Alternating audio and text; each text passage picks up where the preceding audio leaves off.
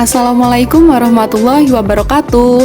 Halo teman-teman, perkenalkan kami dari kelompok 2 angkatan 2017 Praktik Profesi Pendidikan Nurse Fakultas Keperawatan Universitas Airlangga. Pada video kali ini, kami akan menjelaskan tentang sindrom koroner akut dan juga tindakan post-percutaneous coronary intervention atau yang lebih dikenal dengan pemasangan kateter jantung. Bagaimana sih penjelasannya? Yuk simak video berikut. Yang pertama, kita akan belajar terlebih dahulu tentang apa itu sindrom koroner akut. Sindrom koroner akut atau yang biasa disingkat dengan SKA merupakan suatu keadaan yang terjadi ketika aliran darah yang menuju ke jantung berkurang secara drastis atau tiba-tiba akibat dari penyumbatan yang signifikan pada arteri koroner jantung. Apabila tidak segera ditangani, kondisi ini dapat menyebabkan serangan jantung loh. Nah, selanjutnya apa saja sih penyebab dari sindrom koroner akut ini? Jadi, sindrom koroner akut terjadi akibat adanya penyempitan pembuluh darah koroner yang berperan dalam mengalirkan darah yang kaya akan oksigen ke otot jantung. Kondisi ini disebabkan oleh aterosklerosis atau penimbunan plak kolesterol yang terbentuk pada dinding bagian dalam arteri koroner. Kondisi ini dapat menyumbat aliran darah. Nah, plak ini terbentuk dalam sebuah proses yang panjang selama bertahun-tahun. Selain kondisi tersebut, terdapat juga beberapa kondisi lain yang dapat memicu sumbatan pada arteri koroner, seperti adanya bekuan darah dari organ tubuh lain yang terbawa dan juga terjebak pada arteri koroner sehingga menyebabkan adanya sumbatan. Kemudian adanya komplikasi dari operasi jantung, karena konsumsi kokain yang dapat menyebabkan spasme atau penyempitan pada pembuluh arteri koroner, dan yang terakhir, karena adanya peradangan pada arteri koroner. Lalu, bagaimana sih tanda dan gejala terjadinya sindrom koroner akut?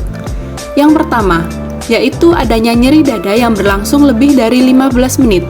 Yang kedua, keringat dingin. Yang ketiga, adanya sesak napas.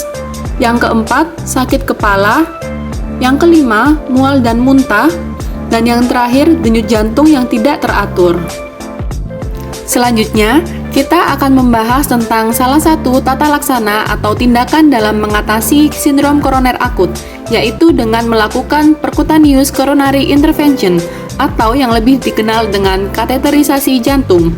Tindakan ini dilakukan dengan menggunakan kateter jantung untuk melebarkan atau membuka pembuluh darah koroner yang menyempit dengan menggunakan balon atau yang disebut dengan stent.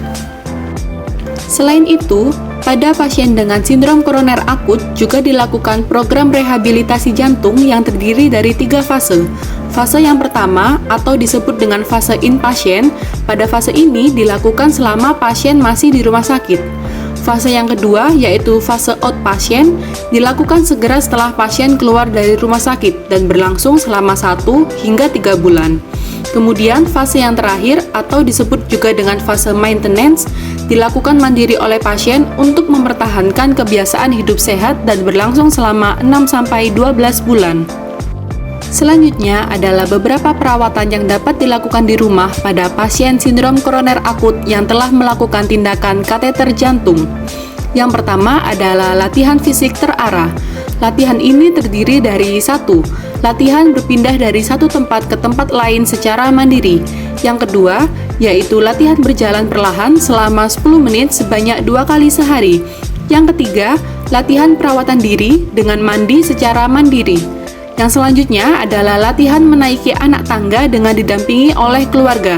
Dan yang terakhir adalah latihan melakukan aktivitas sehari-hari seperti makan, minum, menyapu, berkebun, dan juga lain-lain secara mandiri. Perawatan yang selanjutnya adalah dengan mengatur pola makan yang sehat. Bagaimana caranya? Yang pertama dengan membatasi konsumsi garam. Yang kedua, hindari sayuran yang mengandung gas. Yang ketiga, tidak mengkonsumsi kopi dan alkohol. Yang keempat, batasi konsumsi makanan yang berlemak tinggi. Yang kelima, batasi konsumsi buah tertentu seperti nangka, durian, dan alpukat.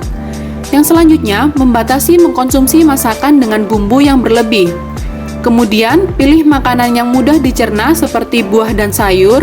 Dan yang terakhir, membatasi konsumsi makanan yang digoreng dan dimasak dengan menggunakan santan kental. Selain itu, pasien dengan sindrom koroner akut juga diharuskan untuk merubah gaya hidup sehat dan juga patuh akan pengobatan dengan cara yang pertama, melakukan pemeriksaan kesehatan secara rutin ke dokter. Yang kedua, mengkonsumsi obat-obatan sesuai anjuran dokter. Yang ketiga, mengurangi stres untuk menurunkan tekanan darah dengan cara mencari hobi yang membuat diri lebih santai atau terhindar dari stres. Yang selanjutnya adalah menjaga berat badan agar tetap ideal. Berat badan yang ideal dapat menstabilkan tekanan darah dan memperbaiki kadar kolesterol dan juga gula darah. Dan yang terakhir adalah berhenti merokok. Nah, itu tadi adalah beberapa tindakan dan juga kegiatan yang dapat dilakukan di rumah pada pasien dengan sindrom koroner akut. Semoga bermanfaat ya. Sampai jumpa. Wassalamualaikum warahmatullahi wabarakatuh.